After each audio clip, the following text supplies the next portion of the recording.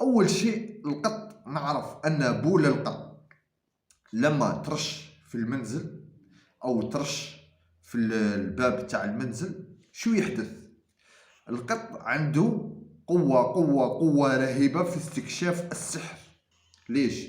لأن كثير من الناس في عتبة البيت يتلاقوا رش صغير هكا، وفي الحقيقة القطط هي من تبول التي تبول على الجدران أو تبول على الأماكن مثل الباب أو الأماكن التي فيها الطاقة السلبية.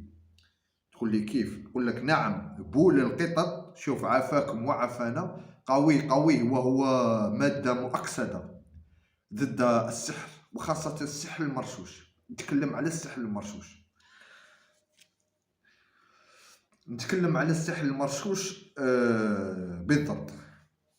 القط تاني شيء عنده قوة غريبة في استكشاف الطاقة الإيجابية. إذا جاك قط وبدأ يتحكك عليك أو بدأ يلعب معك فهذه بشارة، صدقوني. القط لا يلعب مع الناس ذو الطاقة السلبية، القط أبدا، إلا إذا استشعر فيك راحة نفسية أو استشعر فيك طاقة إيجابية من عند الله، لكي كما فعل القط مع الإمام الجزائري، ذلك القط الذي طلع هكذا في التراويح كان يقرأ في